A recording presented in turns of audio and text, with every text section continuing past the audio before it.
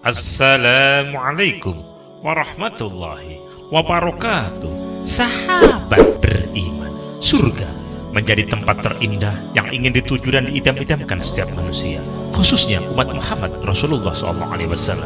Konon di surga yang dijanjikan Allah seperti yang diungkap di dalam Al-Quran, di dalamnya ada kenikmatan yang tidak pernah terbayangkan sebelumnya.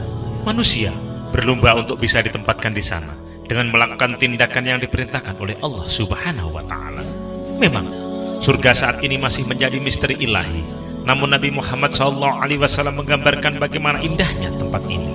Ada istana yang tidak pernah terbayangkan sebelumnya, bidadari yang cantiknya tiada tara, buah-buahan yang boleh dipetik kapan saja, sungai yang mengalir, serta batuan indah lain. Tapi tahukah Anda bahwa ternyata ada benda-benda dari surga yang keberadaannya sampai ke bumi kita?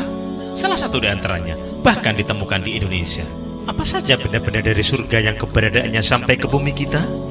Ikuti ulasan selengkapnya di video berikut ini. Sebelumnya tekan tombol subscribe dan nyalakan loncengnya. Bagikan video ini ke teman dan keluarga kalian, karena sebagian kalian adalah orang yang mempelajari Al-Quran kemudian mengajarkannya kepada orang lain. Satu lagi, simak video ini sampai selesai biar nggak salah paham.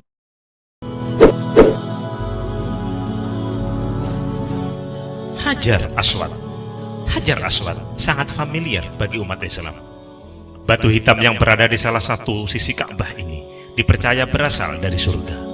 Berdasarkan hadis, Hajar Aswad dibawa langsung oleh malaikat Jibril dan diserahkan kepada Nabi Ismail alaihissalam dan Nabi Ibrahim alaihissalam sewaktu membangun Ka'bah. Dari Abdullah bin Amr berkata, malaikat Jibril telah membawa Hajar Aswad dari surga, lalu meletakkannya di tempat yang kamu lihat sekarang ini. Kamu tetap akan berada dalam kebaikan selama Hajar Aswad itu ada. Nikmatilah batu itu selama kamu masih mampu menikmatinya, karena akan tiba saat di mana Jibril datang kembali untuk membawa batu tersebut ke tempat semula. Hadis riwayat Al-Azraqi. Rasulullah SAW bersabda, Hajar Aswad turun dari surga. Batu tersebut begitu putih, lebih putih daripada susu. Dosa manusialah yang membuat batu tersebut menjadi hitam. Hadis riwayat Tirmidzi. Hajar Aswad adalah batu dari surga. Batu tersebut lebih putih dari salju. Dosa orang-orang musyriklah yang membuatnya menjadi hitam. Hadis riwayat Ahmad. Batu Maqam Nabi Ibrahim alaihissalam. Batu ini terletak di sisi Ka'bah. Dahulunya menjadi pijakan Nabi Ibrahim ketika membangun Ka'bah. Menariknya batu ini layaknya katrol yang membantu pembangunan gedung bertingkat di era ketika Nabi Ibrahim perlu meletakkan batu-batuan dan tanah pada tempat yang tinggi dari Ka'bah. Maka Nabi hanya cukup berdiri di atas batu makom tersebut, sehingga batu tersebut mengangkat Nabi ke atas, dan ketika selesai maka ia turun pula dengan sendirinya ke bawah hingga mendekati Nabi Ismail yang berada di bawah untuk mengambil batu-batuan bangunan.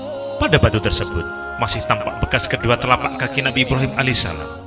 Dahulunya batu ini memancarkan cahaya putih seperti Hajar Aswad, namun Allah Subhanahu wa Ta'ala telah memadamkan cahayanya, karena seandainya cahaya tersebut masih ada digabungkan dengan cahaya batu Hajar Aswad, maka akan menerangi seluruh bagian yang ada di antara ufuk timur dan ufuk barat. Tentang Hajar Aswad dan Maqam Ibrahim ini, Rasulullah SAW bersabda, rukun Hajar Aswad dan Maqam Ibrahim adalah dua batu akik yang diturunkan dari surga yang telah Allah redupkan sinarnya. Kalau seandainya tidak demikian, niscaya sinarnya akan menyinari seluruh penjuru dunia dari timur sampai barat. Daun tin. Saat Nabi Adam alaihissalam memakan buah kuldi, maka seketika itu pula terlepaslah pakaian Nabi Adam tanpa sehelai benang pun di tubuh beliau. Kemudian Nabi Adam pun mengambil dedaunan yang ada di surga untuk menutupi tubuhnya karena malu. Namun dedaunan tersebut malah menjauh dari beliau. Tapi ada satu dedaunan yang merasa iba kepada Nabi Adam, yaitu daun-daun dari pohon tin. Karena daun tin tidak sanggup melihat kondisi Nabi Adam pada saat itu.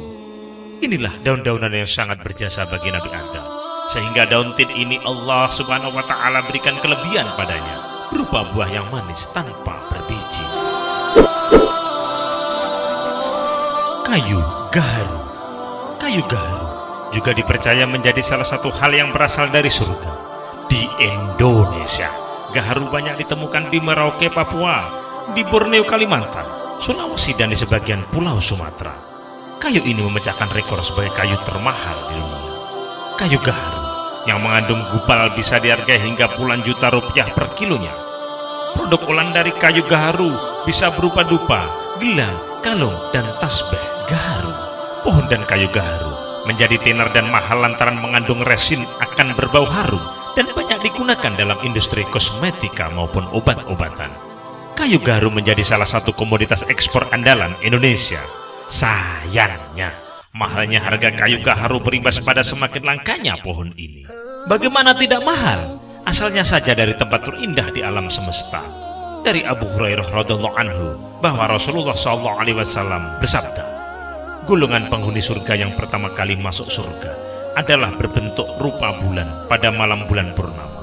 Sampai ucapan beliau, nyala perdupaan mereka adalah gaharu. Imam Abul Yaman berkata, maksudnya adalah kayu gaharu. Hadis riwayat Bukhari. Cincin Nabi Sulaiman.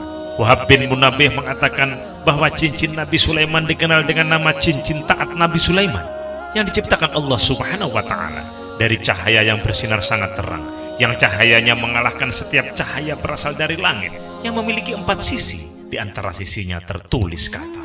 Pada sisi pertama tertulis, La ilaha illallah wahdahu la syarikalah Muhammadan abduhu wa rasuluh. Artinya, tidak ada Tuhan selain Allah, tidak ada sekutu baginya. Muhammad adalah hamba dan rasulnya.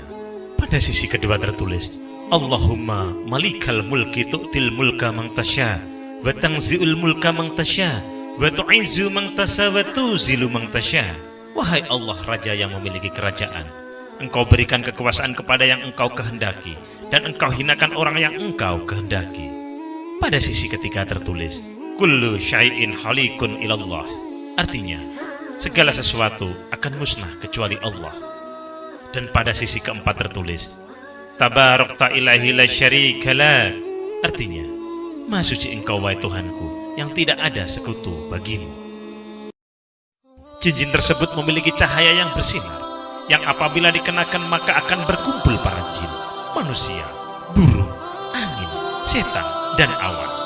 Di mana angin sebagai kendaraannya, manusia dan jin sebagai bala tentaranya, burung sebagai pembantu dan teman bicaranya, binatang buas sebagai pekerjanya, dan para malaikat sebagai utusannya.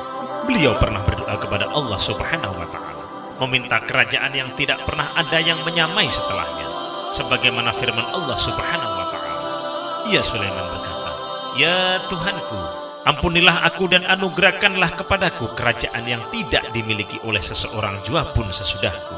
Sesungguhnya Engkaulah yang maha pemberi. Al-Quran Surat As-Sad ayat 35. Wallahu a'lam bishawab. Semoga bermanfaat. Wallahul muwaffiq ila aqwamit thoriq. Assalamualaikum warahmatullahi wabarakatuh.